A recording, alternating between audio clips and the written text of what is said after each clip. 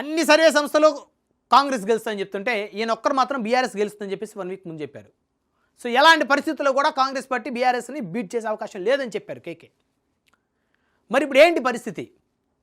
ఇప్పుడు ఈ యొక్క ఈయన సర్వే కనుక సక్సెస్ అయితే బీఆర్ఎస్ఏ గెలిస్తే రేపు రాబోయే ఎన్నికలకి తెలంగాణ, ఆంధ్రప్రదేశ్ 2 రాష్ట్రాలకు చెందిన 294 నియోజకవర్గాల్లో ఈయనకు పెద్ద ఎత్తున బిజినెస్ కూడా ఉంటుంది. ఎందుకంటే ఈయన ఒక మంచి స్ట్రాటజిస్టు.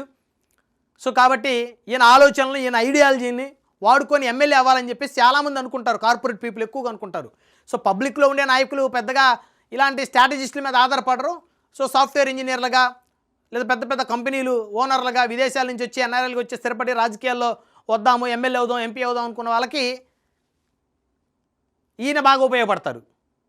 సో ఈయన సేవలు ఉపయోగించుకుంటారు. దాని ద్వారా ఈయనకు కూడా బిజినెస్ కూడా ఉంటుంది బాగా. ఇది ఏ సర్వే సంస్థకైనా ఉంటుంది.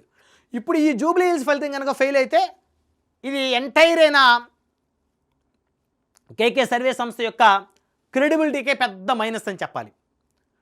సో ఏం జరుగుతుందో చూద్దాం. మరి ఈ జూబ్లీ హిల్స్ ఫలితాలు మీదే కేకే సర్వే సంస్థ భవితవ్యం కూడా తెలుగు రాష్ట్రాలు ఆధారపడి ఉంటుందని ఖచ్చితంగా చెప్పొచ్చు.